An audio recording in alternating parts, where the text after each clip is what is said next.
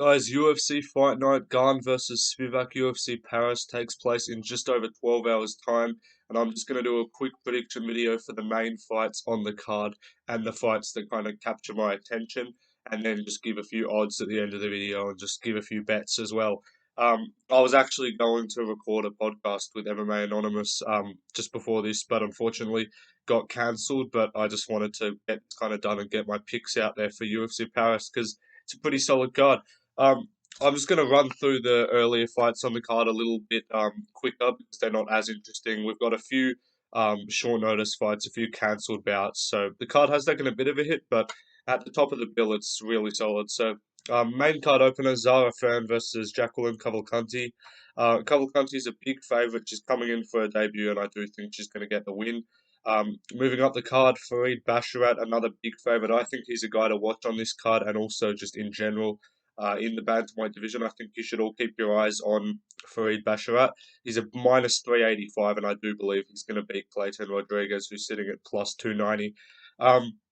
Nora Canola versus Jocelyn Edwards. This is just a typical kind of unpickable women's fight. It's basically a coin flip. I'll go with Cornoli, but I have really no idea, and there's no reason to pick either one here or bet on this fight at all. The next fight on the card is Angelusa versus Reese McKee. Angelusa's sitting at a minus 169, decent sized favourite. I think he's going to get it done against Reese McKee. I just think he's a better striker and he's going to have the power on the end of the shots to hurt Reese McKee when he needs to and probably win a decision. Um, Taylor Lapillus is minus 175 against Kalen Loughran at plus 140, a short notice opponent. I was just going to go with Lapillus solely because he's been preparing for a fight and an opponent, so I think it's going to help him a little bit more, and I think he'll get it done. Morgan Charrier is a big favourite against Manolo Zucchini. I'll be picking Morgan Charrier, obviously, pretty self-explanatory. He's a pretty solid fighter. Moving up the card, William Gomez is a minus 213 against Giannis Gamori. I'll be taking William Gomez, again, another guy that was preparing for an opponent who I believe is better than Giannis Gamori, so I do think he's going to take that momentum and get the win. But these are the next four. I want to just talk about these in a bit more detail. We only have an 11 fight card here, so a little bit unfortunate, but the first major one I want to talk about, Volkan Oezdamir versus Bogdan Guskov. This is a really intriguing fight, and I do think this is going to end in a violent KO from either guy. If you look at some of the props, the fight to not go the distance is minus 500. So the bookies do not expect this one to go long. Oezdamir KO is sitting at plus 105. Guskov KO at plus 240. And I believe those are the ways that either of those two win. It's a relatively short notice fight. Oezdamir was preparing to fight Azamat Murzakanov, which I believe he was going to lose. He's got a chance against Guskov, shortest notice. Guskov has got himself into trouble in his career from by letting his hands down and getting caught on the chin a few times, but this guy's a violent finisher. He has never won a fight on the cards. He's finished all of his wins, 12 of which by KO. And he's coming off like two KOs in under 30 seconds, both of them outside of the UFC. So I expect this one to be a really fun fight. I do kind of have a vibe that Guskov wins, but logic leans me towards Oezdamir, so that's going to be my official prediction. I'll go with Oezdamir by round 2 TKO.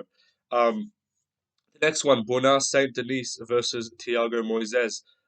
Saint Denis is a minus 170, Moises sitting at plus 140. I really like this fight. There's a solid scrap, and I'm glad that this is getting a good stage on the card. And a good French fighter in Bonar Saint Denis to really like get it going because there's a bunch of French fighters on the card, but UFC doesn't really have too many French names. They missed out on getting Nassourdine Imavov on this card because he's booked to fight in Abu Dhabi. That would have been really good. I wanted to see Imavov versus Roman Dolidze on this card. I think that would have been sick. But anyway, but Bernard Saint Denis is still a great fighter to represent France on the main card as well. And I think he's going to get it done over Thiago Moises. I do believe that Moises is more technical of a fighter and probably the more skilled grappler. But I think Bernard just has that toughness and that power and just that ability to get in a war more than Moises does. And I think he's going to be the one to just bite down on the mouthpiece and win that fight if it gets tough. And I think the home crowd of Paris is going to take him to victory here. So I do expect Bernard St. Denis to win. On my props here, I've got him he's a minus 169. The KO prop sitting at plus 330. Decision at plus 310 and sub at plus 380. So all pretty even methods of victory. Pinpointing it would be tough. I'm leaning towards the KO, but I respect Moises' toughness. But if you wanted to kind of chuck in a Hail Mary, Bernard St. Denis by round 2 KO, sitting at plus 1100. So that's going to be my official call, round 2 TKO for Bernard St. Denis. But all three of those methods of victory, all equally likely. Money line's your best option. It's not too wide either. But moving up the card to the co-main event, Manan Fiorot is sitting at plus 200, fighting Rose Namajunas at plus 160. This is a great fight, and a potential title challenger could come out of this. Obviously, Erin Blanchfield got it done against Tyler Santos last weekend very impressively. But if either one of these ladies were to come in and get a finish, I do believe that they could definitely have a case to leapfrog Erin Blanchfield and take that title shot against the winner of Grasso versus Shevchenko. And I really like how they've set this up because they had Blanchford versus Santos last weekend. Then they've got Manan Fiorot versus Namajunas, and then 2 weeks later, Alexa Grasso versus Valentina Shevchenko. So that's really going to be easy to kind of make some matchups coming out of these cards and those fights. I do believe Manan Fiorot's going to get it done over Rose Namajunas. I believe she's going to be a much more physical presence in the octagon and just not. Um, she's going to take the power better than the strawweights do. She's a massive fighter for the flyweight division. Rose Namajunas moving up, never been a really big strawweight, so I don't know what was the move. She said she couldn't make 115 because apparently she was walking around at 135. I don't know if anyone's telling her that most fighters cut over 20 pounds, so I think she should have just put in the effort to get down. But regardless, I also just don't like her mental state. I don't believe she's in the right kind of state of mind. She lost a grappling match to Gillian Robertson in under a minute. She had a really boring fight with Carla Esparza. So if the Rose Namajunas that head kick KO Zhang Wei Li comes back, then we could definitely be seeing an easy KO win for Rose Namajunas, or a win, an impressive performance. But I just don't think it's her time anymore. I think she's past the point of. I think she could still be in her physical prime if she tried, but I just don't think she's mentally all there and focused on her career 100%. So I do predict Manan Fiorot to get this done. On my props here, Manan's minus 200. The KO prop at plus 300 points. If she's going to win a decision, is plus 135. I do think decision is more likely. I wouldn't tell you to bet a lot of money on the KO prop, but a plus 300. I do like Manan Fiorot to just kind of smother and just be bigger and stronger and just more powerful and catch her with a big shot. Rose has been put down before, so I think it could happen again. I think Fiorot's just such a big fighter in that 125 division, and the size difference is going to be evident, I think, and I just don't believe that Rose is going to be able to just have as much power on her shots and just danger the opponents as much. But moving up the card to the main event, Ciryl Gane versus Sergei Spivac. This is a solid fight and an intriguing one at that. It's hard to tell kind of how this is going to go. You've got to put either, if you're picking Gane, which I am, I'm putting my faith in the fact that losing to John Jones isn't that bad and that he's improved his takedown defense and decided to actually take his career seriously. And if you're picking Sergei Spivak, you're pretty much relying on the fact that Gane is still the same guy that just isn't a good wrestler and got taken down by Jones easily and got taken down by Francis. So tough one to predict. Gane is favoured at minus 185, so it does seem to be the majority of people picking him. And if you look at the props, KO for Gane plus 120 is my official call. But a Spivak sub at plus 450 isn't a bad idea either. In this fight, I ultimately just believe the speed of Gane is going to be the factor. I think Spivak's striking is just not clean enough, and he just gets cracked too much. So I do like Aspinall. We saw Aspinall put him away, so I do believe in this matchup we're going to see Spivak kind of come out slow, ploddy, like a Rosenstrike, like all the guys that Gane has just lit up on the feet, like a Tai Tuivasa, all of those kind of guys. Derek Lewis. Not the same style, obviously, like he's a dominant grappler, but I just think we saw him get just starched in the first by Tom Aspinall, and I believe Gane is a quicker, not more powerful, but cleaner fighter than Tom Aspinall on the feet. So I think I think it's going to be a similar situation with Aljo and O'Malley. As you can see, poster right behind me. Look at that.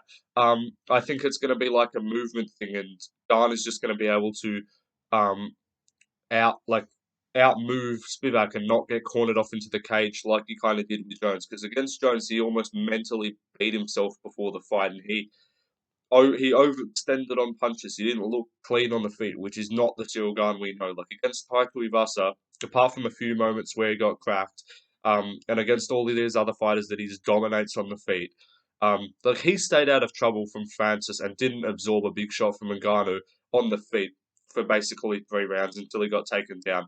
So I do believe he's going to use that kind of lateral movement like O'Malley. He's going to stay out of danger, not get cornered off into the cage, not allow Spivac to get to that body lock, which is where he gets a lot of his takedowns from with his judo throws and all of that.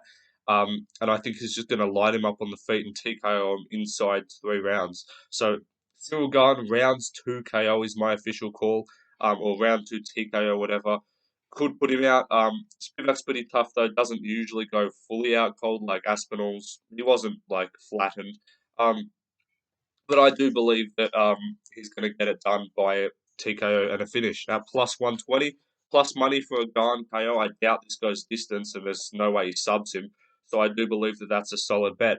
I'll run through the rest of the card in terms of some bets. I've already gone through a few of them. So Gane KO at plus 120, Fiorot KO at plus 300. I like. Bogdan St. Denis round 2 KO plus 1100, just the KO on its own plus 330. Oezdamir for a KO at plus 105, but if you think Guskov's going to get it done on short notice at plus 240 for a KO, your money could go well there. William Gomez is a minus 213. There's no props on this fight because it's short notice. Morgan Charrier, big favourite. KO prop is a plus 150 if you want to narrow that money line. Decision at plus 210 as well. And if you think he subs him, that's plus 650. Lusa minus 169. That's the money line. If you want to get some plus money on that, the KO's plus 280. Decision plus 195. And a sub if he wraps him up is plus 850. Ed Lapoulos is a pretty solid sized favourite. He's a minus 175. Again, no props on that matchup because of the short notice. Jocelyn Edwards, fight to go the distance is minus 140. That's the only bet I'm comfortable making here. But an Edwards decision, if you think she's going to get it done, is plus 160. Fareed Basharat, the sort of prospect on the card, he's a big favourite at minus 385. If you think he gets a KO, that's plus 850. But if you think he gets it done on the cards, that's minus 105 as the favoured method of victory. And then Jacqueline Cavalcanti is she's a minus 370. Women's MMA, never a good way to bet on. Against Zara Fern, who's a pretty big fighter, cutting down from featherweight to a catch weight of 140 pounds. If you think Cavalcanti gets the finish stoppage, that's plus 230 for the KO, and a decision win is plus 155. And if you think she wraps her up, that's plus 500.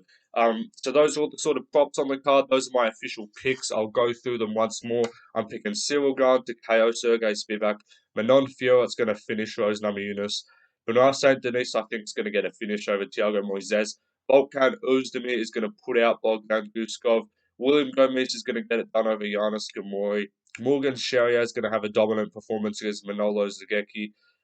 Taylor Lapoulos is going to get it done over Loughran in a pretty close fight. Lusa, I think, could stop Reese McKee, but I'm leaning towards a decision. Nora Cannoli against Jocelyn Edwards. Pick 'em fight. I'll go with Cannoli, but subject to change. I'll put my official picks out later today. Basharat's going to get it done dominantly over Rodriguez. And then Jacqueline Cavalcanti is going to open up the card with an impressive win over Zara Fan. Those are my official picks for UFC Paris. Let me know yours in the comments down below. Again, I wasn't originally going to do a pick video for this card because there just weren't a whole lot of matchups. And I like usually to talk about the fights in a bit of detail so I can really let you know my thought process. But a lot of these prelim fights, short notice, all that. So I couldn't really get that done. But anyway, those are my picks. See you in the next one. Peace.